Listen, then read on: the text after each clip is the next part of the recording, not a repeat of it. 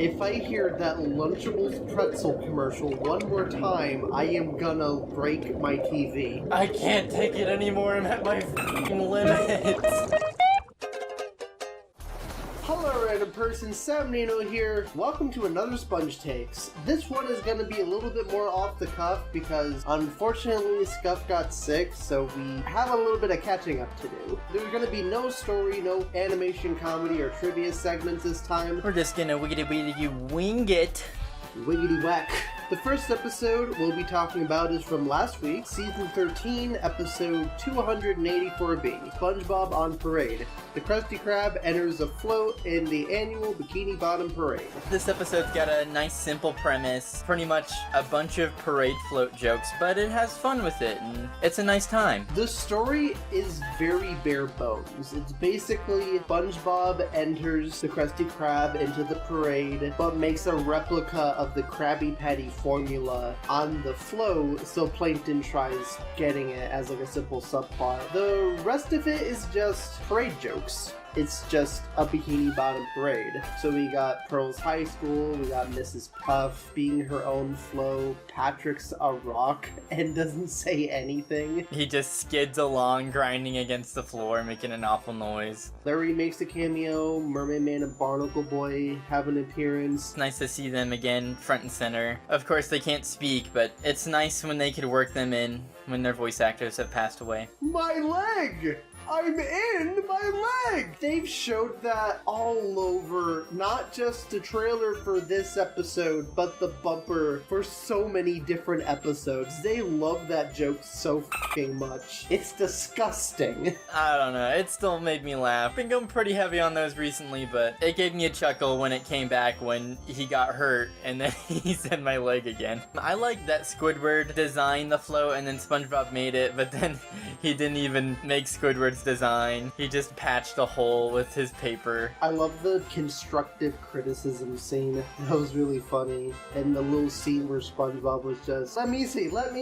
Because I'm sure a lot of artists have dealt with that, including me. Also, there's a SpongeBob jump scare. I won't show it, because I'm a good boy, and I totally won't do anything like that. Also, Mr. Krab says the word propaganda. I never thought I'd hear Mr. Krab say propaganda, but he says propaganda in this. We also get the Ice Cream King as a co-host for the parade, which is kind of random, but I love Pete Brownguard. It's pretty much Uncle Grandpa camoing in the episodes. The Ice Cream King is just Uncle Grandpa. He points out that Perch Perkins is wearing makeup, and then he has this close-up. That just blew our minds. They addressed his skin color changing from purple to orange, and apparently he's just wearing makeup. It's so weird to add continuity to such a minor thing. Makes me wonder though, does Fred wear makeup too? All the people dressed like band geeks, how they're going through different formations. I like how that was animated. It's kind of hard to animate big groups of people like that, so they simplified it really well. I like how they went about it. We also get a massive reveal. We get to hear an ingredient from the Krabby Patty formula. Salt! There is salt in the Krabby Patty. Can you believe it? Holy fucking shit. I'm just real happy for Plankton. He's really happy about figuring that out. Just let him have this one. He did it. He's getting there. You know, the salt thing actually answers a question of a previous episode. Because in Season 7's The Great Patty Caper, they actually reveal a couple ingredients of the Krabby Patty formula. Flour, barnacle shavings, but SpongeBob and Mr. Krabs were on the fence whether the next ingredient was sea salt or turmeric. Now we know it's sea salt. I wish Plankton's float was a little more creative. Me too. It honestly just looks like that one giant robot from Sponge Out of Water, which is a cool design. I think they could have gone with a chum bucket theme. Have it be rival restaurants. Somehow parallel the Krusty Krab one, like a pile of chum with a little chum bucket on top. Maybe something really egotistical with a giant plankton on top or something. Yes, have a float of plankton just ruling the world. Yeah, he could just be on like a globe or something. Also, I love the gas station float. It's funny how they could show that after they censored it from just one bite. Now release the scene, cowards. You have no excuse now. You can showcase it. Plankton also makes an Ed Roth, rat fink, eye popping out, crazy face. I hate that they did this just when I made a compilation in Pat Takes. Oh, it was funny when Squidward got fried and then a kid just ate him and he just goes, ow. So, are you ready for the next episode? Yeah. The next episode is the one that we watched today. Season 13, episode 285A. Delivery to Monster Island. SpongeBob and Plankton must work together to survive an island of deadly monsters. The one thing that I was very curious about is how this episode tied into the Flash game on Nick.com called Monster Island. And it was weirdly serialized. Every day you get to hear a little bit more of the stories. But this episode barely has anything to do with that. I think the name was just a coincidence. There's similar designs, but this is not the exact world. Based off the name, I thought it was going to be another pizza delivery-like episode, but it's cool that it was SpongeBob and Plankton instead of SpongeBob and Squidward. That was unexpected. You've heard me gush about SpongeBob and Plankton being together in the flower plot, so I won't gush about it here. I love episodes with those two together. Yeah, I'm glad they got to spend most of the episode together, and they get along really well sometimes. It's Yes. funny.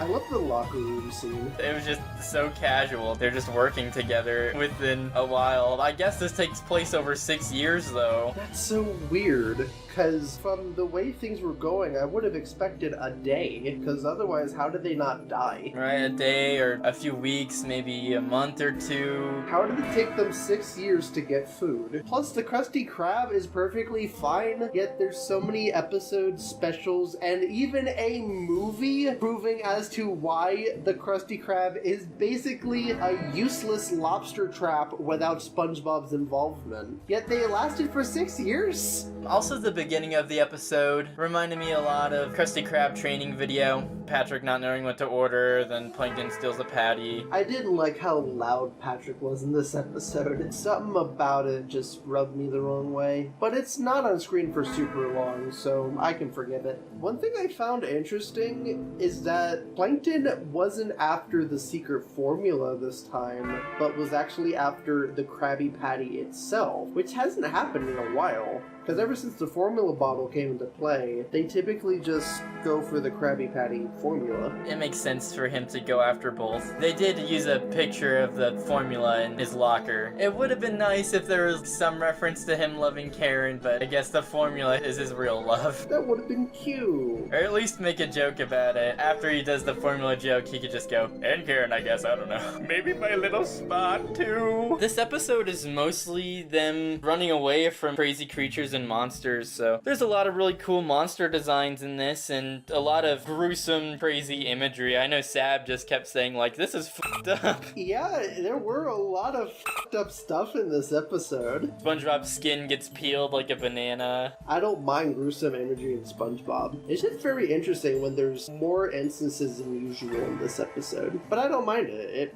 makes the episode feel very unique. They do it more moderately now, you know. It's not like mid-season where they're doing this stuff all the time. It fit the episode and what was happening. It wasn't just random gore for no reason. Creepy episode, creepy visuals. Make perfect sense. It's not morbid faces like in Face Freeze. Also, SpongeBob juggling the patties in the beginning reminded me of that one piece of stock art. Yeah, that's a great piece of stock art. The whole coconut patties was a cool idea. They looked kind of tasty and appealing, and it's sweet that Plankton and SpongeBob made that together. Although I'm not a big fan of coconuts personally, Yeah, me neither. those coconut patties do look pretty tasty, not gonna lie. This premise is far from original. You mentioned there's like Food Con Castaways, SpongeBob versus the Big One, Club SpongeBob. And then there's a SquarePants family vacation, technically. SpongeBob has been trapped in the wilderness so many times. But this one has something new to the table, solely for the monster aspect and the fact that it's SpongeBob and Plankton being stranded this time. So it's fresh enough. It's not like Yellow Pavement where it feels like a blatant copy of a previous episode. No, it's just similar theming, and that's okay. Anything else you wanted to say about this episode? Not particularly. So there's no tangent of the week this week, so I'm gonna talk about tangent of last week. Obstacle Odyssey. In last week's episode, technically there were two tangents. We just went with the Tom Kenny one one because we thought it was the most important. That while we were writing notes for the flower plot, I was playing Obstacle Odyssey, and I was showing Scuff the gameplay. It surprisingly still holds up gameplay-wise, even if the models are charmingly dated. It's such a nostalgia trip. The graphics look a lot different from what I remember. They're definitely a lot more primitive, but they have an amazing charm to them, especially Patrick. He looks so cute. And Mr. Krabs' running animation looks really funny. Hey viewers, bow down to your new king right now, Chunky Patrick. Not the Chunky Patrick from the Sponge Out of Water shorts. He has been dethroned. He has been dethroned. This is Chunky Patrick 2. Sab drew the Obstacle Odyssey models too. That is an amazing drawing. You should put that on screen. It is on screen, yes. So what do you guys think of these two episodes? Do you like them? Do you hate them? Are you mixed on them? Which one of these Chunky Patricks is better? Comment below. And there's actually nothing next week. Oh, we're on to a break now? Yeah, we're on to a break. Because here's the thing. We could do Pat takes, but they're airing every single day. So we're gonna do that baby in bulk. But hopefully the week after next week, we'll have a surprise series. But I hope you guys will enjoy it. Yeah, a new take series. Something a little different. Hopefully it's still up your alley. And with all that said, it's all Sab from here. And nobody in the comments better say anything about pretzels. Have a great one, guys. See you later.